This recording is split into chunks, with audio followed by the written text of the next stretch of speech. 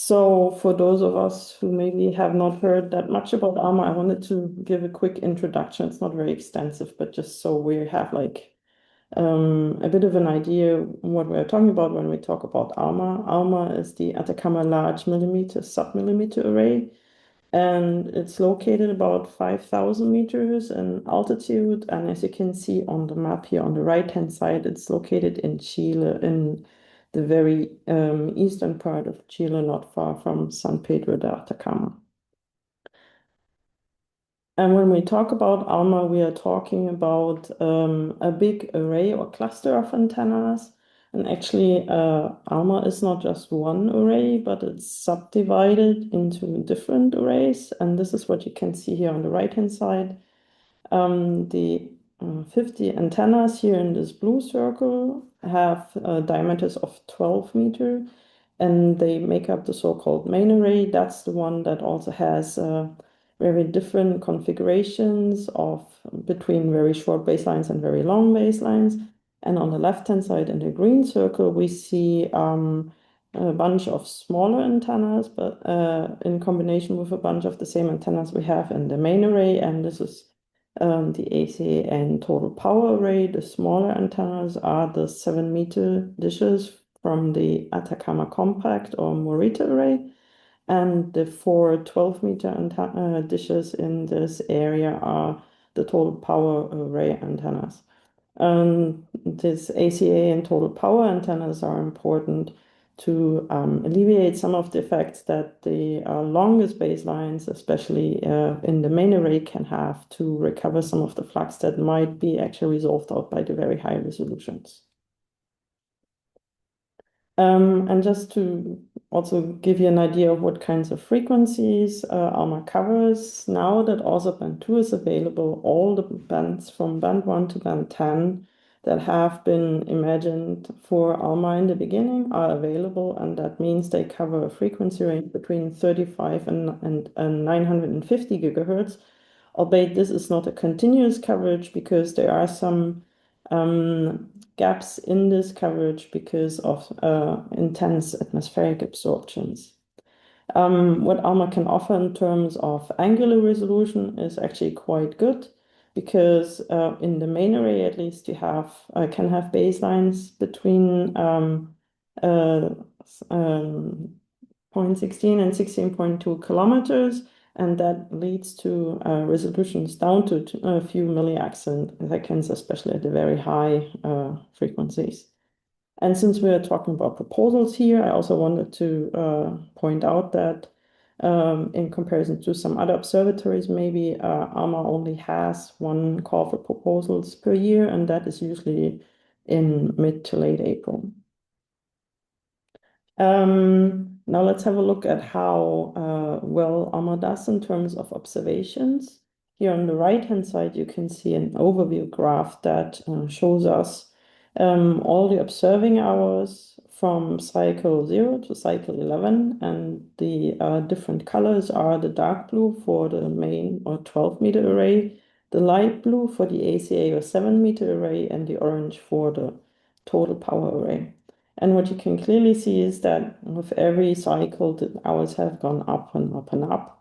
And the very good part for us is that you can also at the top see this green dashed line, and that is actually the number of hours that is has been offered for the last couple of cycles at 4,300 hours. And in cycle 11, for the first time, that has actually been surpassed by the main array, and the ASA has also come very close to this. So this is very positive, especially also for those of us wanting to observe with ALMA, because it means actually there is more, if everything goes well and there are no big troubles with the weather or other things, then there actually more hours can be available than are offered in the call for proposals.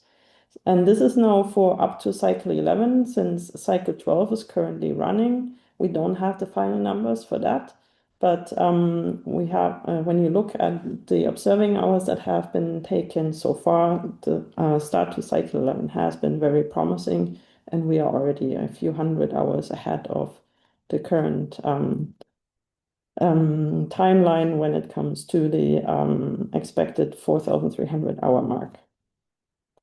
Now, though, comes a bit of a bad news part of this whole statistics business, and that is when we look at proposals. At the top again, we can see not just now the observed hours, but the number of submitted proposals per cycle, at this time even up to cycle 12.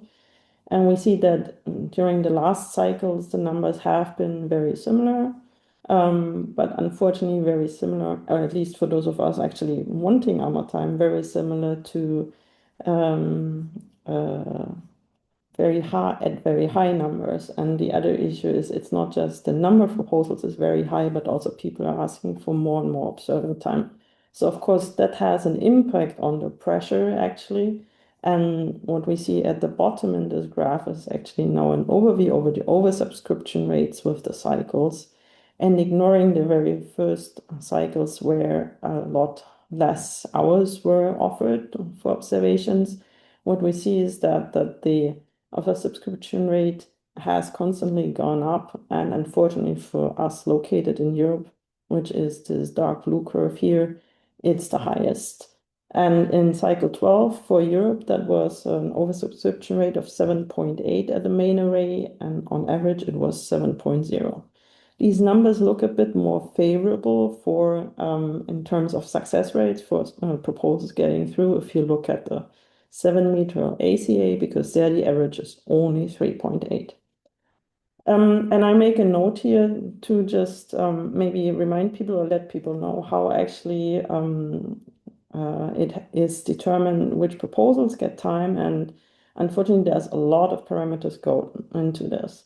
And it's, of course, first and foremost, the scientific ranking that comes out the peer review process, but of course, other things like the time share between the partners play a role, as well as the frequency band that is requested, the array configuration that is requested, weather, and all kinds of other things.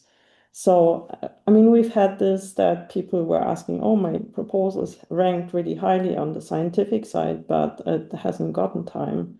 But then other proposals that were ranked lower have gotten time. So that depends a lot. Also, for example, on the LST range where you want to observe sources, if that LST range is very oversubscribed, that can also play a role. But let's actually go to the Cycle 13 call for proposals now. Just to remind everyone what kind of proposals one can submit, I list them here. So we have regular proposals, and those are the proposals up to 50 hours on the main or 12-meter array, and up to 150 hours on the ACA. Everything beyond that is actually called a large program. They are slightly different parameters apply when you want to submit a proposal. For example, you have more pages on the science justification, but you also need to provide more information on, for example, a publication plan or how you want to deal with the data. Other types of proposals that one can submit at ALMA are, for example, the joint proposals. Here you can submit proposals that have the JWST, the VLA, and the VLT as partners. We can also submit target of opportunity observations or VLBA and phased array proposals as well, for example, as solar proposals. There's one other proposal type that I mentioned here, which is the proposals for directed discretionary time. Those are not supposed to be submitted at the call for proposals, but why I wanted to list this here, that just so everyone knows and maybe remembers, is that last year they have changed the rules about the proprietary time for DTT proposals. And they changed it in such a way that by default now, the DTT proposals after the data have been delivered will become public right away. You can apply for an exception. I think you can get an extension maybe up to half a year or maximum a year. But by default, the proprietary time has actually been voided now. So for this time, for cycle 13, the call for proposal, the deadline is on April 23, so in a bit over 2 weeks. As for the last cycles, the available hours on the main array are again 4,300 hours, as well as on the ACA and TP. But as we've seen, if everything works well, we can actually, the amount of observation hours can actually surpass those numbers. Something that's very important this time is that there are new capabilities, or I would rather call it one new capability, and one new thing that we as people submitting proposals need to deal with. The big new capability is that the band 2 will be available on the main array. And Daniel will tell you a bit more about that in his talk after this. The other new feature of this this cycles call is that actually this time all proposals have to be submitted using the web-based observing tool, and Sebastian will show you later how to use that. One thing that I also want to mention here is that sometimes, yes, ALMA tries to make the observing queue as comprehensive as possible and also try to have backup solutions for bad weather and things like that. But it also means that for some of the areas, holes in the schedule can occur. And that's why also there are certain types of proposals or projects that are encouraged that people apply for. And this time, this is ALMA asks for people to especially submit ACA standalone observations, but also high frequency observations. That means observations on bands 8 to 10, and low frequency band observations, especially in the long baseline configurations, which means bands 1 to 4. Because if ALMA is in the long baseline configurations, it is in the long baseline configurations, and in the weather is bad, it's not easy to change to an intermediate or short baseline configuration. But that means also that you need kind of bad weather backup projects, and that means usually projects at lower frequencies.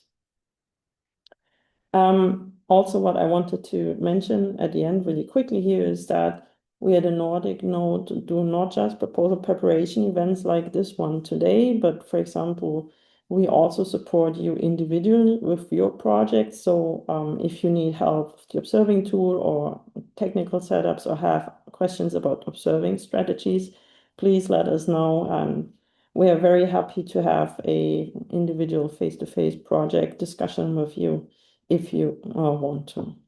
Beyond the proposal preparation support, we also do all kinds of other things. For example, we are contact scientists when proposals are approved.